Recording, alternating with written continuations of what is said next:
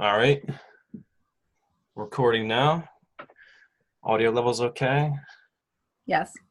All right, I'm gonna go ahead and start. My name is Hollyn Fertig, I'm part of group 3.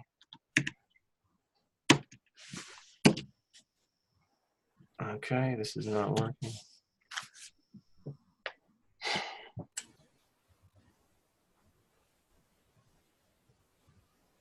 Hollyn, you can start over if you want. Yeah, I'm just waiting. It's like it froze up. Okay.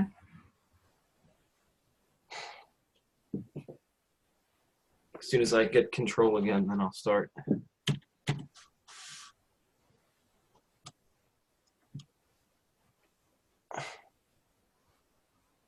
Are you paused right now or are you still recording? No, I'm still recording. Let me see what's up here.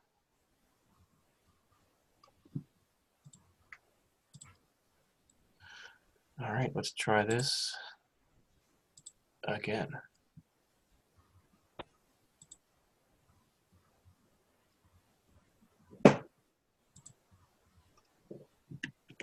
Okay, starting for real this time.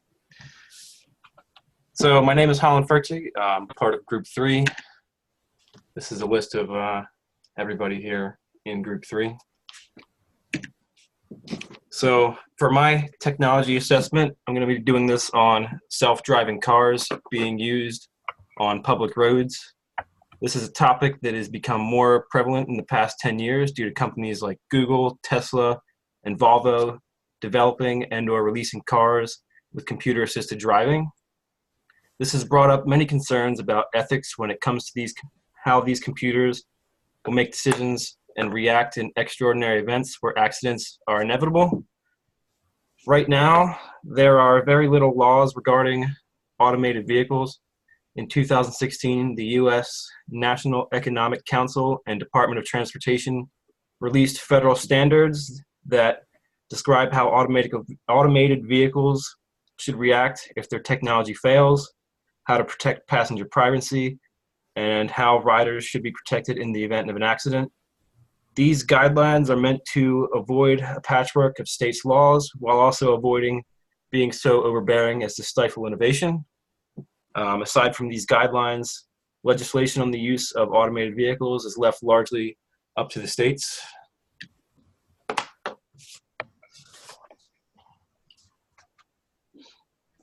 A little bit of background information here. I'm just going to highlight the keynotes of what I thought led up to how automated vehicles got to where they are today. The idea of driverless cars didn't come that long after the invention of the car. In 1925, inventor Francis Houdini demonstrated his radio-controlled car in the streets of Manhattan. Using radio controls, he was able to start the engine, shift gears, sound the horn, and drive the vehicle without a driver.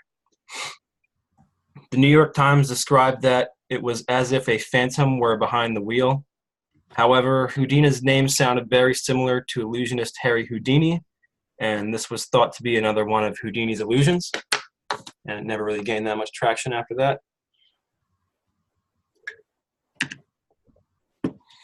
In the early 1990s, a Carnegie Mellon researcher named Dean Pomerleau wrote his PhD thesis describing how the use of neural networks could take raw images from the road and output steering controls in real time. In 1995, Pomerleau and Todd Yacham, who was another researcher, they took their NavLab system on the road. This was a bare-bones autonomous vehicle that only controlled steering, so they still had to control acceleration and braking. They traveled 2,797 miles from Pittsburgh, Pennsylvania to San Diego, California, in a journey they called No Hands Across America.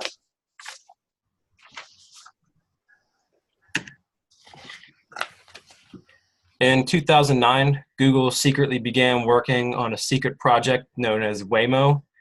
The project was led by Sebastian Thrun, who was the former director of artificial intelligence at Stanford and the co-creator of Google Street View.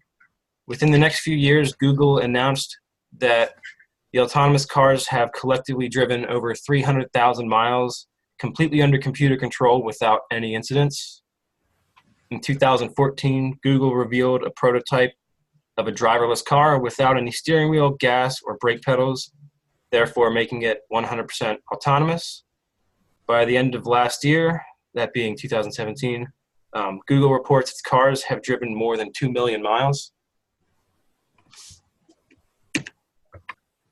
In March 2018, the first fatality involving an automated car happened. The incident occurred in Florida while a Tesla Model S was in autopilot mode. The occupant of the Tesla died when the car hit an 18-wheeler after failing to brake in time after the trailer turned in front of it. This incident sparked renewed debates about self-driving cars and some of the technical and ethical issues surrounding them on the road.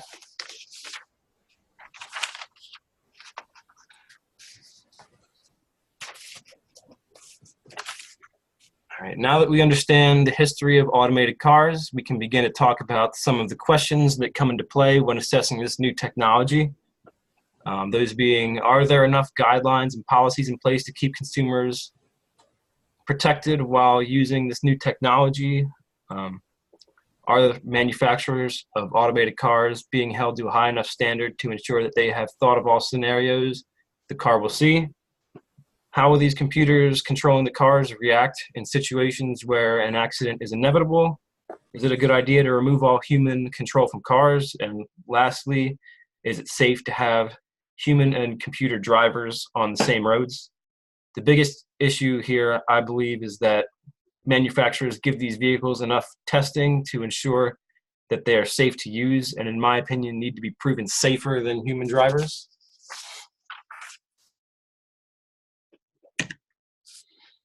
Clear statement of values here. I believe self-driving cars will help our society in a lot of ways if they are made correctly. I mean, if you can imagine where we don't have to worry about drunk drivers being on the road or senseless accidents being caused by road rage. In both of these scenarios, the culprit is always the human driver.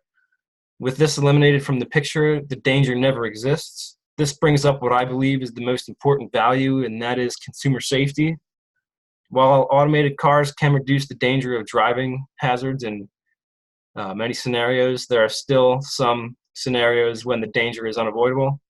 To protect consumers in these scenarios, we need to make sure automated cars are highly developed and tested to have the absolute minimum risk when they are being used. This is a statement of principles related to values. The safety of the consumers needs to be the highest priority in these new vehicles. To protect the consumers, these technologies should only be released when they have completed rigorous amounts of high-level testing and are deemed safe for public use. While testing is being done on public roads as we speak, proper precaution must be taken to ensure that safety is the #1 priority here.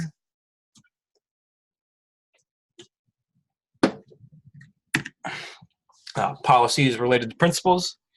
The U.S. needs to create specific policies regarding the use of automated vehicles to protect the consumers and companies. While the #1 priority is safety, they need to be sure they do not prevent the manufacturers from being able to innovate in the process.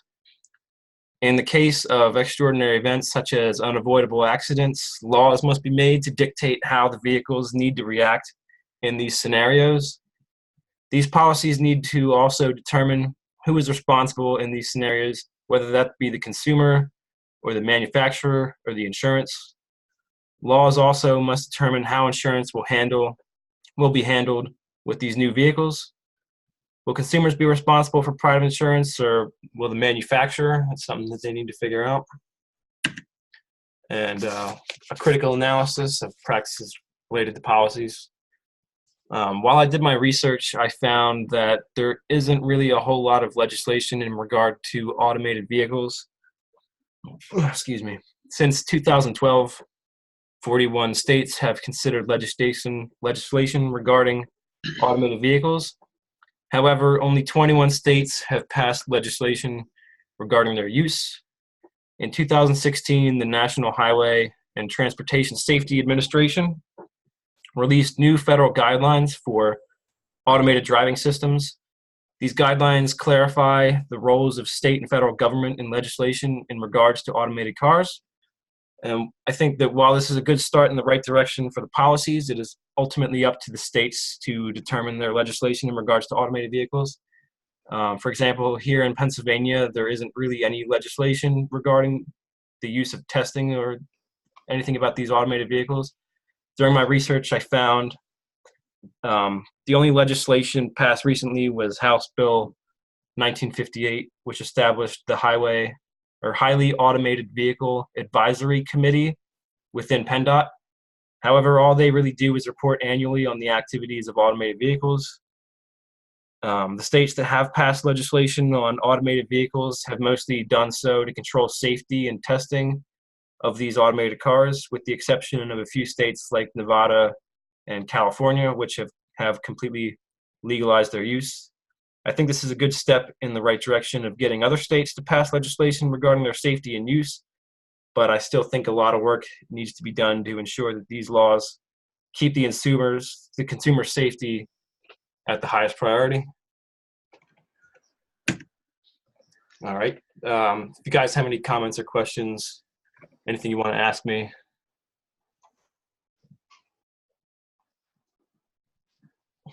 Do you think it's going to take like a certain set amount of experience? A certain set of experiments to be done to prove that automated vehicles are safe? Or do you think they'll just be proven through market testing? I think it would be a bit of both, as in, like, the more that they're on the road, the more scenarios that they'll encounter, and like the more that the manufacturers of these will be able to tweak and make adjustments to make them work correctly, if that's what you were asking. Mm-hmm. Yeah. How do you guys feel about, driverless cars? You were saying about driverless cars and driver cars on the road at the same time. Do you feel like we'll reach a point where it'll only be automated cars, because then that takes out the unpredictable factor of actual human driving, because the cars can talk to each other and know what's going on, but if someone's driving themselves, like, they can't be inputted into that equation. So kind of, if you take out people driving their own cars and only limit automated driving, it kind of makes it a little safer. Yeah, I agree with you there, because if when you have computer controlled cars and human controlled, how is a computer controlled car supposed to know how a human driver is going to react in a certain situation? Whereas if you have all computer controlled cars, they could all be communicating with each other and know what's going to happen. So I think, in a way, one of the biggest risks right now would be human drivers and computer drivers on the roads at the same time. Yeah, because the other thing would be like the reaction time. Because if you think about it, if there is like an accident or something happens like that, that's like 5 miles ahead of where you're at, if there was some kind of communication network between the automated cars, the cars 5 miles down the road would know, hey, there's an accident, we need to slow down or be prepared for it. But if you're driving yourself, you don't know when that's coming up until it's already there. Right. I'm curious about the maintenance on these kind of cars. Like, how do you know, like, if there's, right, these are computer operated, computers have bugs, computers can be unpredictable. We all have experience with computers, like when your computer is offline for a second, or it's lagging, it's not able to think. Like, what does the car do when there's a bug, or like when there's, when it's not online? That comes back to that issue that I keep trying to push, that a lot of testing needs to be done to ensure, that in the event that something like this happens, that these things need to be safe and predictable in these scenarios. Because if you're going, 80 miles an hour down the highway and your car cuts off, you better know what's going to happen, and other cars around it better be able to know what's going to happen, or it's going to, I don't know, you could have a really bad situation on your hands. But that's why I kept saying, that these manufacturers need to rigorously test these new products. And I think that legislation needs to be made to keep manufacturers held to a certain degree of accountability.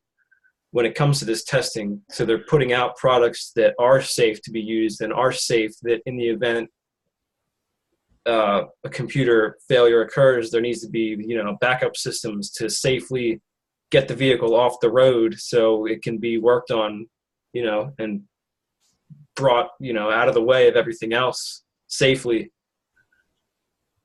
So the thing about your, you said in 1958 was like the last study that you could find. And what I keep seeing over and over again with all the TAS assignments that we've done with my research, there's a lot of either inconclusive studies or they're not available. And it seems like a lot of it points to is that the companies that have a stake in this investment, the government that is funding these companies, and that wants this technology so that we can be the first out of the chute when it comes to, this kind of technology compared to the rest of the world. It almost seems like they are like hindering the studies. Like if there were studies and they came out negative, that they'll, try to spin it and say it's inconclusive, or they're, how is it not mandated that there's studies for safety for this? That's crazy. Right. Yep. And I just think that goes back to it being such a new technology, and it's definitely something that in our lifetime we're going to see a lot happen with. So I'd rather ride a bike. I want to get back to the days like where you ride a bike. Yeah. How do you guys feel about the safety aspect of it? Like I seen it in, I think it was one of the Transformer movies, like hackers, because of how you're saying they're computer controlled. They basically hacked a bunch of cars and took them over and controlled where they drove. So do you think that there's certain safety precautions that need to be taken so this technology couldn't be used for like terrorism or something like that? Imagine the chaos if every car in New York was taken over and just started driving into everything. Yep. I got to say, this is not something that I look forward to. I don't want to get in one of these cars. I don't trust it. Yeah, again, I think that just goes back to manufacturer responsibility for putting out a safe, reliable product, And in the end, there needs to be legislation that says what these standards are. Like you brought up with terrorist attack on hacking cars, these manufacturers need to make sure that there's plenty of safety or security programmed into these computers that something like that won't happen. I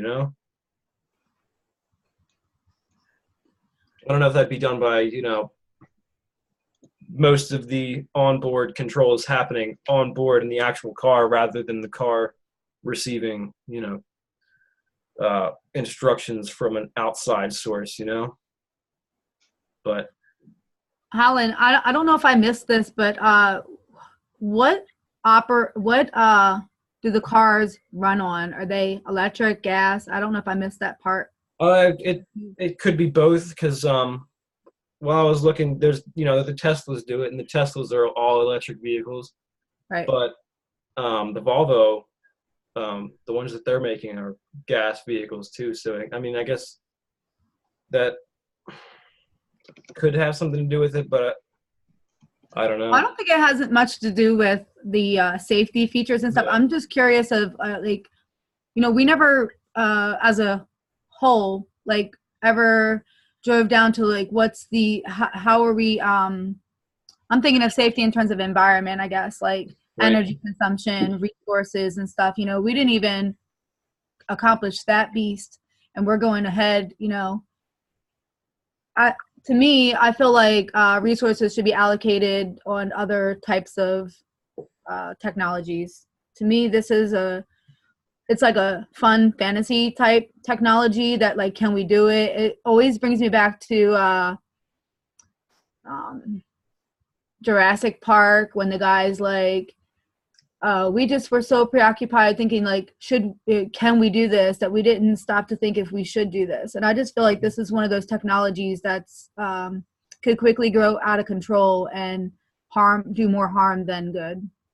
Yeah, I can see it happening. That's I think that the way that this technology is implemented in society just needs to be careful with it, that it's not abused, and that it's being used for its, you know, its benefits, as in like imagine a driverless taxi where if you at the bar and you had too much to drink, you know, you shouldn't be getting behind the wheel. But if there's a, I mean, with Uber nowadays, it makes it easier to do that. But imagine an Uber where there's no driver, so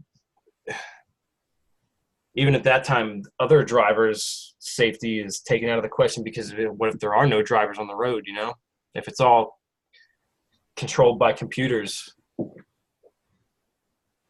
I can see with the drunk driver point where that could be a benefit. Or with like road rage too. Like if you take the human driver out of the question, you don't get road rage, because that's where road rage comes from. People driving like idiots.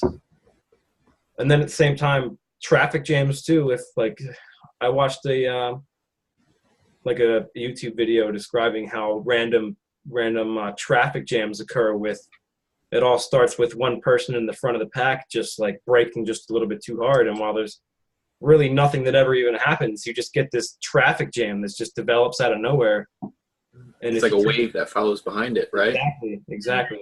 Yep. And if you think about that, like if there's less human drivers and the vehicles are communicating with each other, it could definitely eliminate things like that. And I think that's, I also, you know, during my research, I watched some videos, and I think it was Elon Musk was talking about how his whole stake in the automated driving technologies, he wants to find a way to reduce like traffic as one of the biggest issues that he thinks he can fix, you know. Kind of going off of what you're saying about the automated taxi drivers, what kind of like economical impacts do you think that would have? Because then all the professional drivers would be out of work. You know what I mean? Truck drivers, bus drivers, taxi drivers, school bus drivers, they'd all be, you know what I mean, replaced by technology. And the Amish, one of their big things is, you know, is it going to add more work, or is it going to take work away from people? Mm-hmm. This seems like a technology that takes work away from people. Yeah, I mean, definitely. I think one of the biggest industries in the States right now is truck driving. And with Tesla releasing that, his idea, his prototype for that new all-electric driverless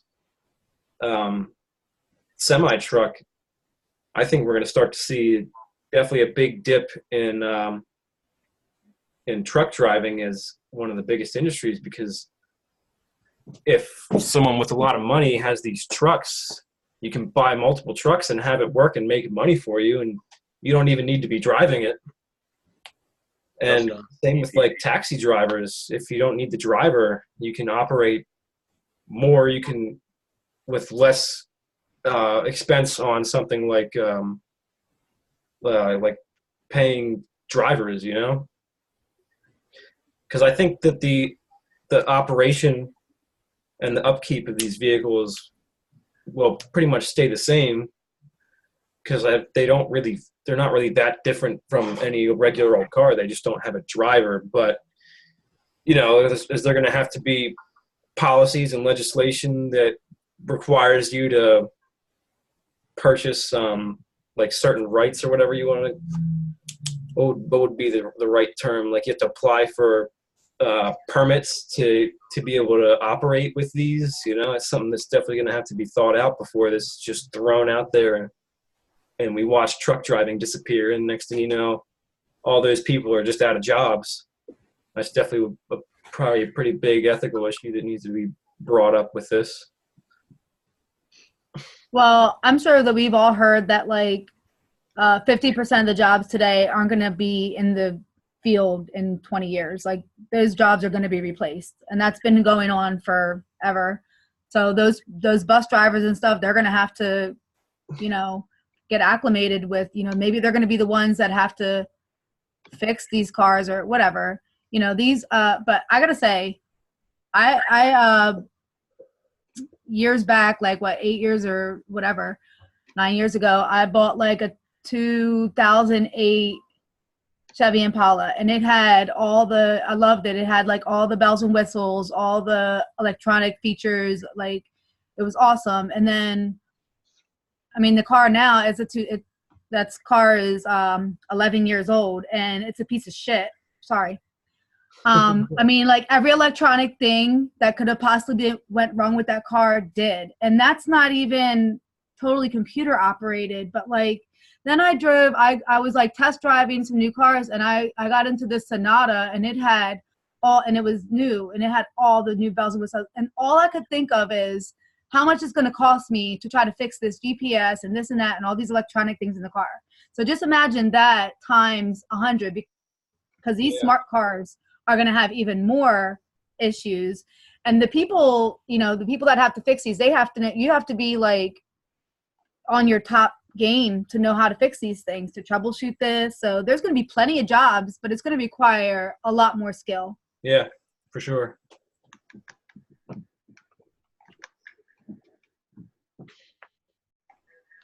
Good job.